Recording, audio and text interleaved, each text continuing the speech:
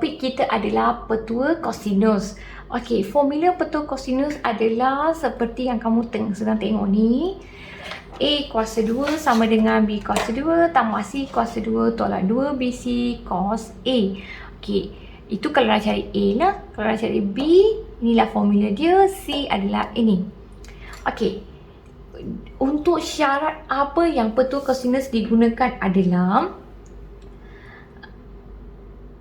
untuk menyelesaikan satu segitiga apabila diberi dua sisi, tak kisahlah mana-mana satu, ada dua sisi dan satu sudut kandung. Okey, so dua sisi dan satu sudut diberi means kita boleh mencari boleh menggunakan petua kosinus untuk menyelesaikan segitiga ataupun tiga sisi diberi. Okey, kalau merangkumi dua-dua syarat ini, kita boleh cari petua kita boleh cari menyelesaikan masalah segitiga dengan menggunakan petua kosinus. Okey. Okey, kita tengok contoh pertama. Diberi ABC ialah satu segitiga dengan sudut A adalah 50.5 darjah. C adalah panjang C adalah 4.5 cm dan panjang B adalah 6.5 cm. Cari nilai A, maksudnya nak cari panjang A. Okey, sebelum itu kita lukis segitiga dulu. Okey, kita labelkan ini A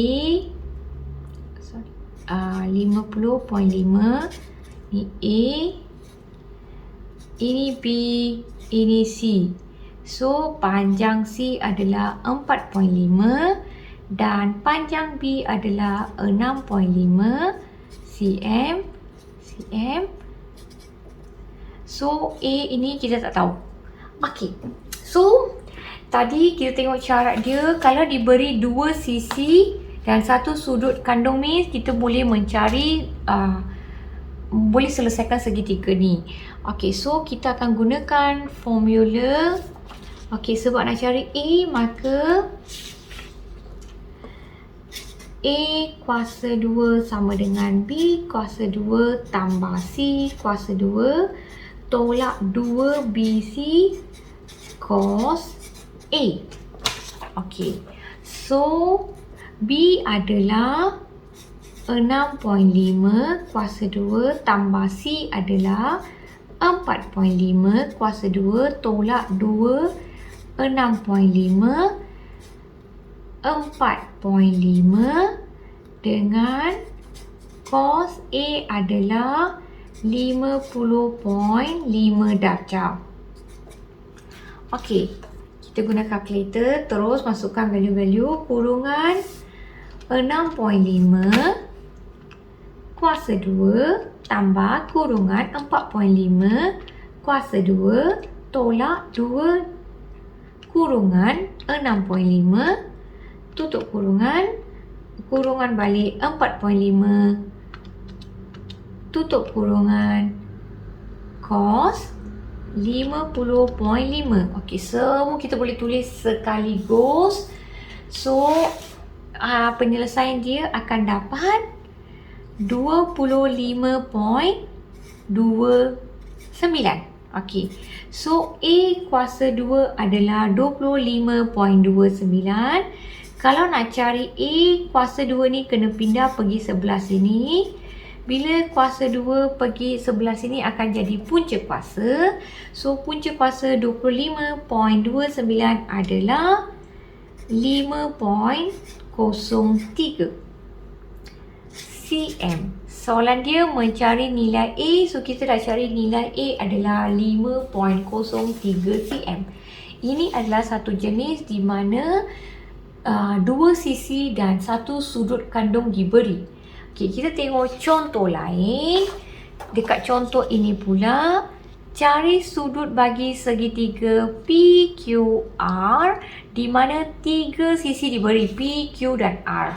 So, kita masih boleh gunakan petua kosinus apabila tiga sisi diberi. Okey, so dalam soalan ini kita boleh cari mana-mana satu dahulu. Okey, first saya lukis dulu segitiga P, Q, QR. R adalah 8 cm. Q adalah 6 cm dengan P adalah 4 cm. Okey. So, kita nak cari mana dulu? Okey, kita cari cos P dululah. Ataupun P dulu ya. So, maka P kuasa 2 sama dengan Q kuasa 2 tambah R kuasa 2 tolak 2 QR cos P. Okey, saya ubahkan sedikit huruf-huruf di sini sebab dekat soalan ni dibagi PQR. So, kalau bagi huruf yang berlainan, kita akan tukar huruf-huruf dekat sini ikut soalan. Okey. So, P adalah 4 kuasa 2 sama dengan 6 kuasa 2 tambah 8 kuasa 2 tolak 2, 6, 8 cos P. So, yang ini 16 sama dengan, yang ini boleh selesaikan dahulu. 6 kuasa 2 tambah 8 kuasa 2 adalah 100 tolak 6 darab 2 darab 8. So, sini akan dapat 96 cos P. Okey, kita pindahkan serentak. Bila pindahkan serentak, sini akan jadi 96 cos P sama dengan 100 tolak 16. So, 100 tolak 16 akan dapat 84. 96 daripada sini kita pindahkan akan jadi bahagi. So, cos P sama dengan 84 bahagi 96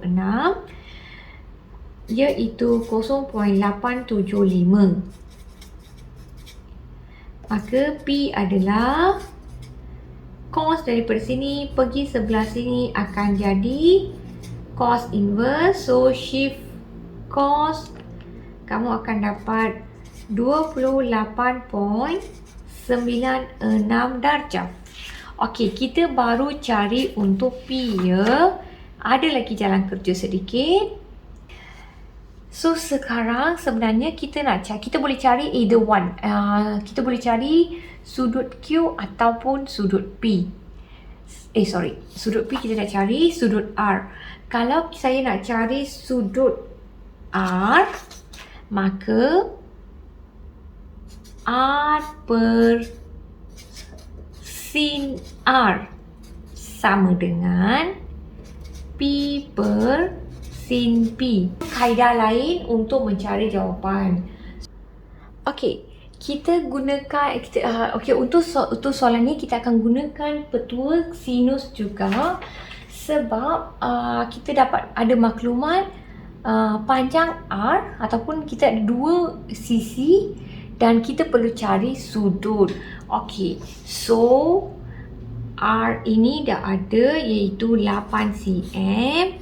Sin R besar ni kita tak tahu. P adalah 4 cm dengan sin P adalah sin 28.96 darjah. Okey. So, kita terbalikkan 8 darab sin 28.96 darjah bahagi dengan 4 sama dengan sin R. Okey. 8 darab sin 28.96 bahagi dengan 4, kita akan dapat 0.97 sama dengan sin R. Maka R adalah sin negatif 1, 0.97. Shift sin, kita akan dapat 75.56 darjah sama dengan R.